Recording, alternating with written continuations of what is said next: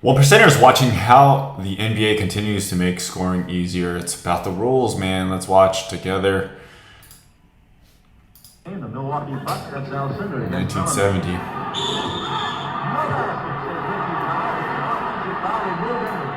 Yes, you heard that correctly. Back in 1970, this was an offensive foul for leaning into the defender. A few decades later, good to know a the more history. aggressive version of the very same play had become a defensive foul. 1970 How did it go to from punishing 2001, the offense 30 for years later. initiating contact to rewarding it? Why was this play Initiate called a travel contact, back in 1990? create contact to Charles create Barkley? separation. But in last year's playoffs, this Al Horford hop, skip, and a jump netted 2 points without a whistle. And how, in the name of basketball, have we somehow ended up with plays like this leading to free throws for the ref. offense? A number of major rule changes. Rules are just suggestions. This is great. I wrote a kind of a book for my son. Rules. Know the rules so you can break the rules. But ultimately, you want to make the rules. And it all comes down to who enforces the rules. Changes have helped the NBA evolve. The implementation of the shot clock sped up the sport. The widening of the lane stopped big men from camping out under the basket. And of course, the three-point shot led to today's pace and space revolution. League-wide offensive efficiency steadily improved in the 1960s and 70s until the implementation of the three-point line in Offenses 1980, are leading where indicators. efficiency leveled Defenses off for are about 2 lagging decades before indicators. defenses pushed it back. Offenses are leading indicators, defense lagging indicators. This is from stocks and investing, but you always can plan to steal stuff. So defense always has to wait until something happens, and then they can plan around it. And then offense evolves, and then defense evolves after. Back down at the turn of the century. We'll talk about why in a second. In the 2000s, offenses improved again, and in the last 5 years, we've seen an offensive explosion. These changes are often credited to strategic improvements like cutting out long two-point shots or an expansion of the talent pool that now features more international stars. But the rules Players and are just better sometimes nowadays, too. just the enforcement Train more, of train rules longer, train smarter. has morphed in a way that makes life easier for the offense. Take something as basic as dribbling. We probably take it for granted today, but ball handling rules were more strictly enforced in the earlier days of the league, which made it Enforcement. impossible They're to trying to dribble fix way the most travels players do now. and carries Originally, now they too. were supposed to dribble with their hand on top of the ball, and they couldn't let the ball sit up and rest in their palm, which slowed down or paused the dribble. Versions of these limitations are still in the official rulebook today, although the language now allows a player to put his hand under. A player who's dribbling may not put any part of his hand under the ball and carry it from one point to another, bring it to a pause, and then continue to dribble again. Yeah, right. The rock as long as he doesn't carry it. So that's the rules. Do they enforce it? Heck to the no. Here's a slick in and out crossover from 1973. That's already a pause. Notice the right hand facing down, and then the left hand comes under the ball on the last dribble, and that's a carrying violation. That's what I call a glide Here's or a another float carry from nowadays. 1978, where Julius Erving seems to just fumble the ball, but those were stricter times. That was neither. Since pausing and cupping the ball is easier, players have been pushing the boundaries for decades. Here, the hand is just slightly on the side of the ball with a minor wrist turn, and Erving gets away with a similar technique, turning the ball from its side Push before cross. detonating on some redhead. It's a little By Tony the Parker. 80s, Maybe Tony this Parker slight stole it cupping from and rotating of the Julius wrist was Erving no on longer accident. called a violation. That meant the hand could sneak lower and even under the ball occasionally for better That happens control, 5,000 which times a meant game. that players could sometimes carry it without a whistle, in this case pushing the ball mid-flight to execute I the teach crossover. those called the push cross. By the end of the 80s, the best dribblers were able to get underneath and turn the ball like this for maximum control. Isaiah. And so normal dribbling in the 90s involved Isaiah more of was in this the hinge turning there. and controlling The gun. the ball, sometimes even cupping it. With the hand underneath it, players could pause the dribble a little Got more. him. Chauncey Billups actually scoops the ball upwards after restarting his dribble, then pauses it on the hesitation before carrying it across his body with the crossover, Carry, which would have been carry, a push whistle in cross. prior eras. And you would not think of Chauncey Billups as a illegal dribbler. Some additional cupping and pushing has been normalized in recent years. Push and now cross. most players dribble with their hand underneath the ball to turn it and control it. And If you're those not plays are doing it, becoming you're more dumb. common without being called for a violation. So we've got people with their They don't hand call this. underneath the ball to turn it and control it. And those plays are becoming more common without being called for a violation. So we've gone from this to this in about half a century. Jordan pulls the without most actual egregious rules really changing. violator, Many of these man. dribbles are in violation of the rule book, but in effect, they're legal today because the whistle is never blown. This is also This is a great image. dribbles are in violation of the rule book, but in effect, they're legal today because the whistle is never blown. Right, so it doesn't matter, right? If you know the rules, like I said, you can break them. If you can break them, you really want to be the ones who make them. But really, it comes down to which ones are enforced. This has also happened with travel. That's why all you guys where speed. players used to be held to 2 strict steps after releasing their last dribble. But today things are a little different. Yo! In the 70s, there were traveling calls that don't look like travels anymore. They were so militant about travels that even in slow motion, it's hard to see them. Magic Johnson's right foot takes a step, then his left, then I guess his right moves 3 inches, and I think the replay officials at the time would have said it was the right call. Here's a play from 1972 that isn't a travel under any interpretation, but it was called nonetheless. And even in the 80s, certain spin moves were endangered of being whistled for a walk. The earliest full-on Euro step I found was from 1982, and that long, decelerated stride was instantly called illegal. And many of these plays were whistled because there was no gather step back then. The count used to start on the last dribble, so at best this was 1, 2, 3 steps and a turnover.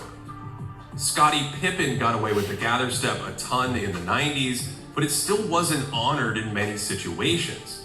This would never be called a travel today, but in 1996, it was too many dance steps on the last dribble. Fast forward 10 or 15 years, when the gather was unofficially accepted, and this Ginobili sorcery was viewed as a legal 2-step play instead of a 4-step travel. Nasty. In 2019, the NBA officially added the gather step to the rulebook, paving the road for all kinds of step-back moves and new age balletic Euros that would have been illegal in the olden times. Modern players have way more leeway starting their dribble as well. Back in the day, you couldn't lift your pivot foot before releasing the ball, although this has been inconsistently called forever, and you certainly couldn't just jog and plan a move after receiving a pass. This led to some incredible travels, like this 0-step shot without a dribble, and this half-step travel by Henry Bibby in the 1977 finals. I mean, let's be clear. The rules, whoever enforces them, you can find clips where it gets called. Those are bad calls, obviously, but the way the majority of the game, or the consensus of the rules, the way it's officiated, that's what you got to go by. It's kind of hard if you weren't around in the 70s or 80s or 90s to see all of this stuff. If you bobbled the ball, forget about it. That was an immediate travel for a number of years. 60s. Even in the 80s, 70s. remnants of the illegal bobble travel can be found before the refs realized that to travel, it might make sense for the player to successfully possess the ball in the first place. Here's a hesitation on the catch from 1963, but that little pause draws a traveling call, whereas today we see players set up shots with multiple steps without ever starting a dribble. This is a nice perk for today's offensive attackers who don't have to worry about dribbling instantly when they catch the ball. These looser and looser interpretations of ball handling tactics not only help offensive players, but they make the missed calls even more extreme, sometimes leading to 3-step or even 4-step travels without a whistle being blown. The loose interpretations don't stop there, though. The entire concept of in the act of shooting has expanded. So how often does the traveling have to get called for you to keep bending the rules? It's like a kid that asks you, to go. A ton over the years. Can I go? Can I go? Can I go? And you say no, no, no, no, no, no, and then they finally ask something less, and then you say yes. And it's just like Post that. up, Bill Walton is fouled as he's turning into his shot, but it's 1977, so sometimes this was a non-shooting foul. In the 90s, these plays could go either way. Scottie Pippen's bumped here, and he instinctively launches it at the basket and is rewarded with free throws. Yet, in the very next game, Clyde Drexler's hit as he's about to jump and is called a foul on the floor. Today's players are given an extremely liberal definition of in the act of shooting, where they feel some contact on the perimeter and then flail the shot toward the basket and are being rewarded with free throws. Ironically, the league put out a video in 2017 explaining exactly what constitutes in the act, declaring that on drives in this area, the act of shooting starts after the gather, and on outside shots, it starts on the upward shooting I never knew that was officially in the rule book. motion. Even if it's in this area, But players know this kind of if you played. If you get closer to the rim, the amount of contact that is allowed is greater, and that's just the way it is. The closer you are, the more contact the act of shooting starts there is. That's why after players the rather gather, play outside. and on It's less outside physical. shots, it starts on the upward shooting motion.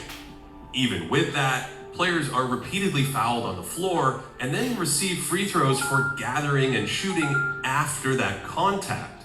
In essence, these calls take what used to be a side out of bounds and replace it with an 80% shot.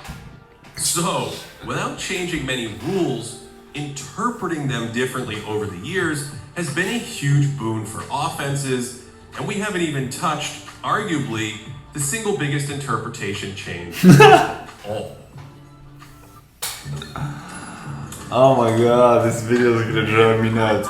And the crazy thing is, when you guys go play, the rules change. There were some quirky old and When you guys go play, the rules change wherever the hell you are. Every gym you go into, the referee is the loudest guy. NBA rules that are wild to look back on, like awarding 3 free throws in order to make 2 on shooting fouls in the bonus.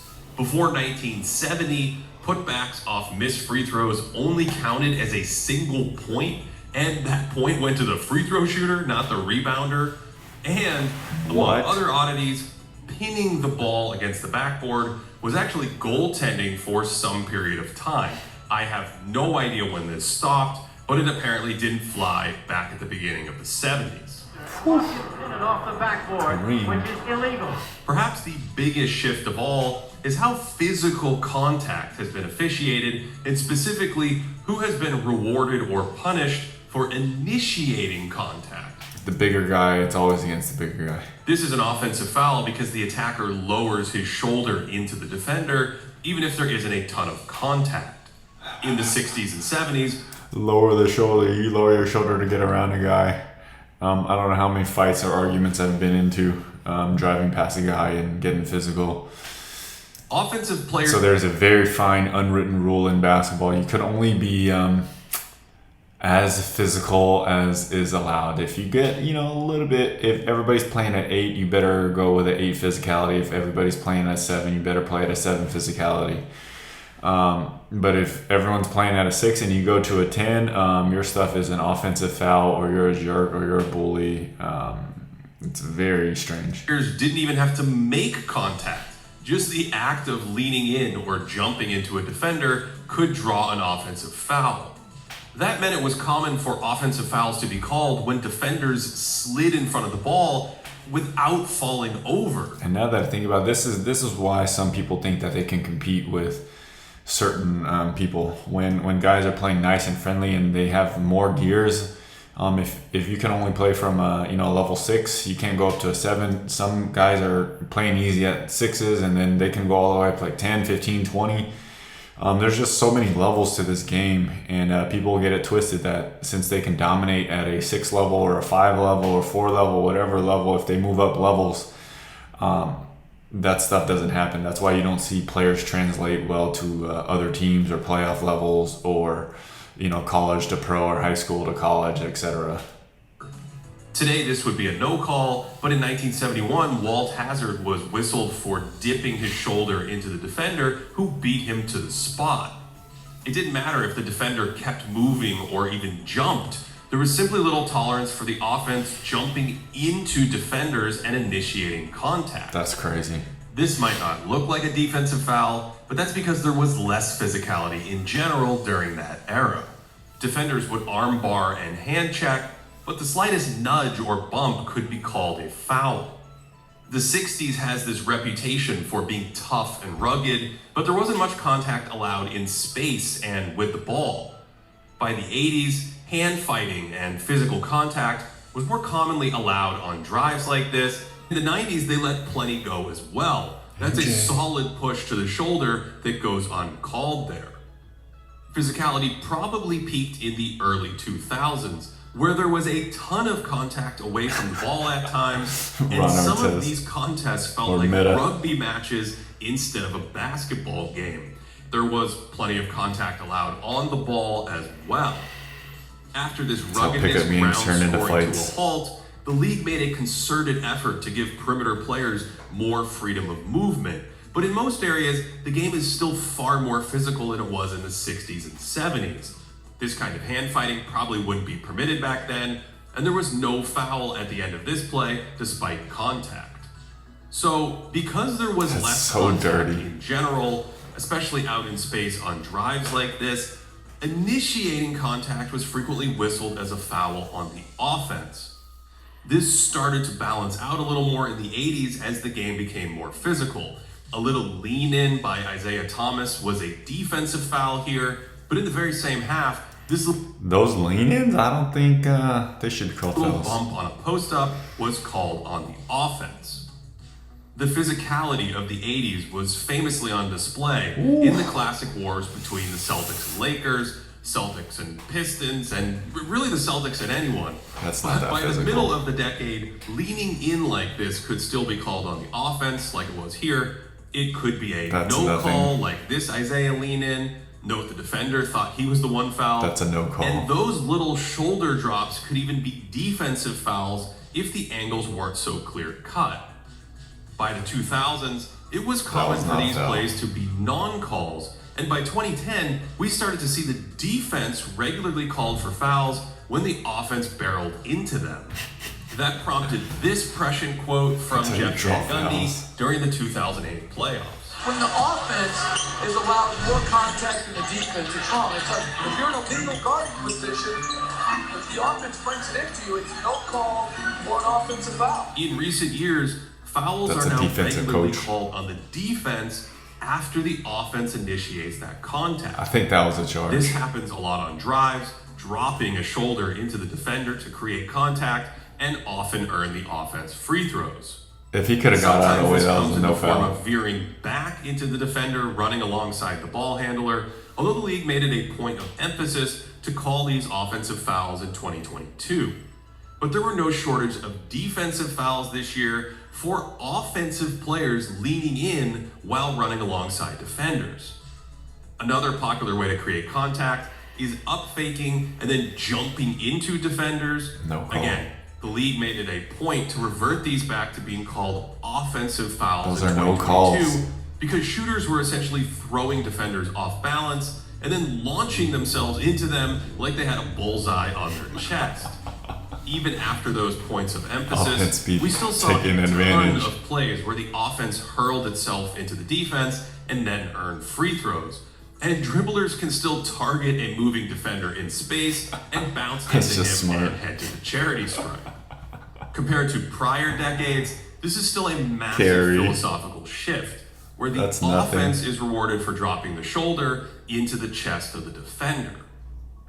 A play like this probably is an offensive foul in the 1980s, when Joel Embiid drops his shoulder and then discards the defender with the off arm, And there might have been a second foul. Joel taken Embiid into can his do this chest, against But anybody. Grant Williams is so freakishly strong that he just holds his ground.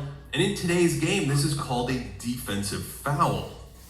Using that off arm on the defender is a major part of this story.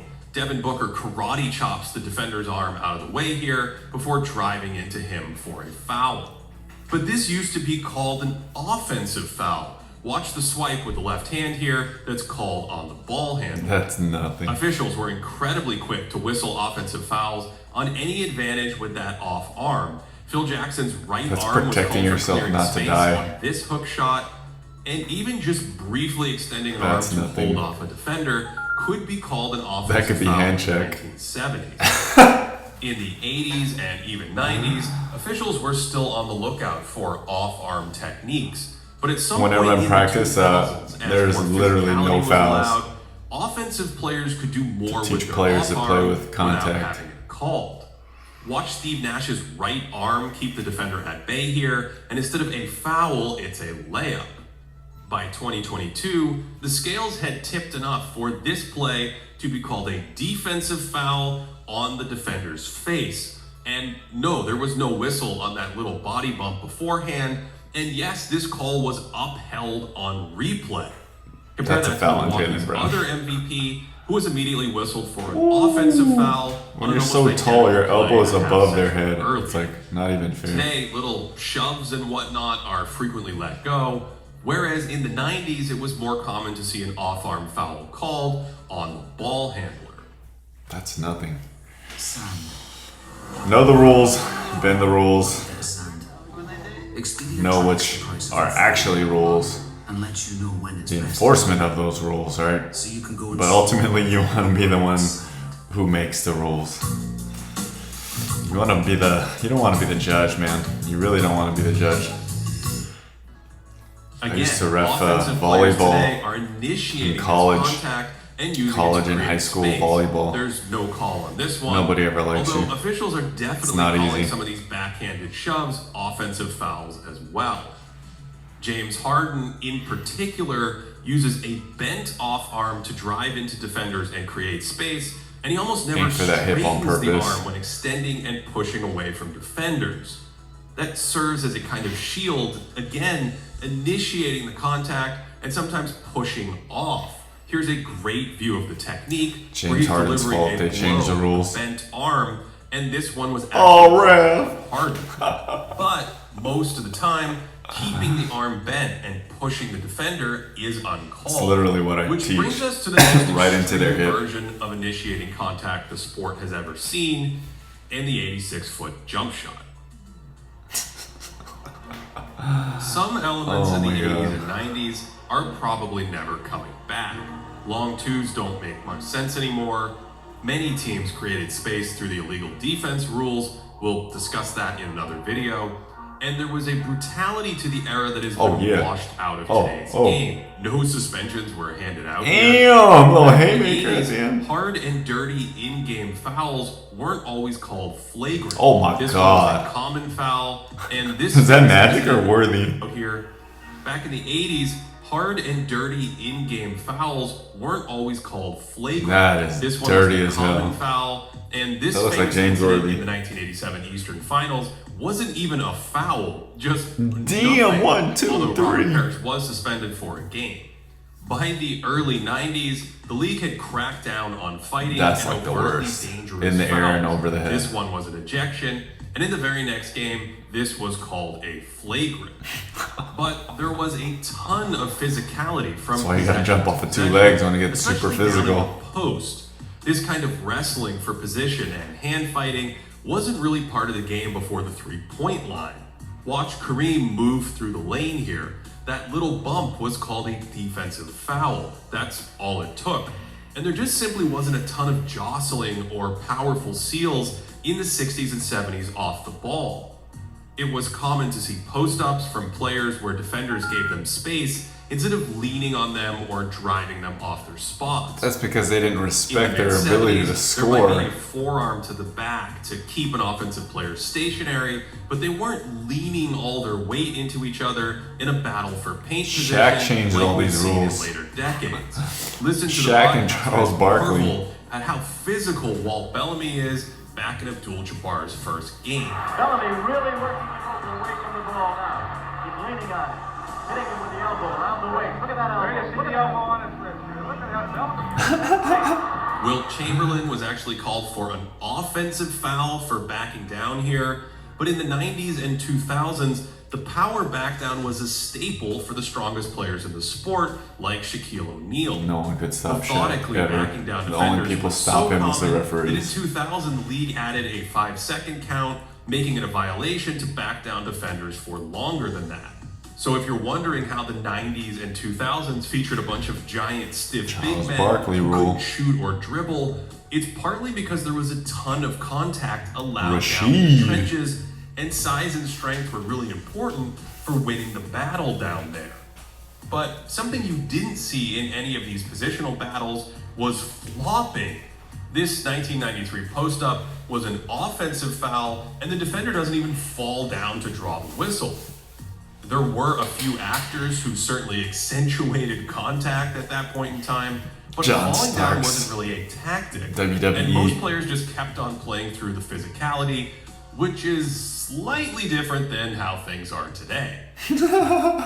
Flopping really started to take off in the 2000s, where Vlade. players would yell and flail in order to accentuate a possible foul, and that ushered in foul-baiting techniques like the head snap to draw attention Hey. over the slightest contact. I'll teach that. All that has snowballed. Men's to where league we game, I are think I got today, like 18 with free players throws in a constantly game. trying to trick the officials into calling fouls that don't exist. Oh my This god. manipulation has manifested The itself younger in a generation number just of takes it ways. to a new level. For instance, constant Every falling younger down generation. after shooting to draw fouls when You gotta there's give the no boys space reason to to fall land. down other than to draw phantom fouls. The fall down is a cousin of the leg kick, not a foul. where a shooter splays his legs out to contact a defender. So yes, the defender Sometimes can you be called naturally for a do that foul. because you don't want to land The on their earliest feet. leg kick I've seen was from Doug Collins in 1978, but its popularity has taken Some off. dirty in the fools last like to few come under seasons, you. and combined with the fall down, has earned countless free throws for shooters at the expense of helpless defenders. That's why a lot of these, In 2022, you have to be able to the league play, said these understand the leg game. kicks would now be offensive fouls That's because, nothing. you know, the offensive player is doing the kicking, but players still tried this technique in the season, and some even still argued with officials after they were no longer called on the defense. One reason players Gotta are adjust. falling Oh, like that's why. rocks is the That's why. landing Ooh. screens foul, Can't look at which was Zaza. magnified after Kawhi Leonard's ankle injury in the 2017 Western Finals. Blame it on Older Zaza. versions of this actually required banging into a shooter with the body while sliding under a shooter's feet without any other contact was almost never called a foul Yeah, that's so during dirty. the 20th century. Those are so dirty. Still, of all the tricks to draw fouls, the so-called rip-through might be the most mind-boggling. Chris Tim Paul, Duncan Kevin had a more Durant. primitive rip-through, whipping his arms up into the defender, knowing he would draw contact and free throws. And Kobe Bryant was one of the first players to overtly use the technique. Notice how he targets the defender's arm instead of rising up in his normal motion. No, he's The just trying to rip-through clear space. epitomizes this philosophical shift that rewards offensive players for initiating the contact instead of punishing them. The entire idea behind the move is that instead of trying to shoot, the offensive player tries to swing his arms into the defender's often stationary arm. Chris Paul, And man. at this point, the arm can abused it. really be anywhere. This play was a defensive foul. Trey Young feels the defender getting close, so he just rips and flails to draw a call. This was actually turned into a non-call on review, and in a Hall of Fame level sequence, Joel Embiid tries the rip through multiple times and ends up throwing the ball off the defender.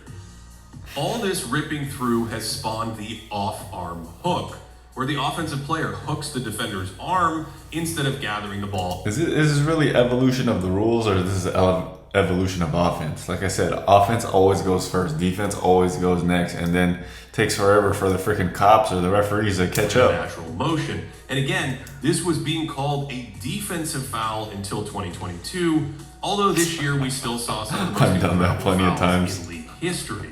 Harden trips and rips into the defender That's while nothing. falling over, and ladies and gentlemen, that earned him 2 free throws.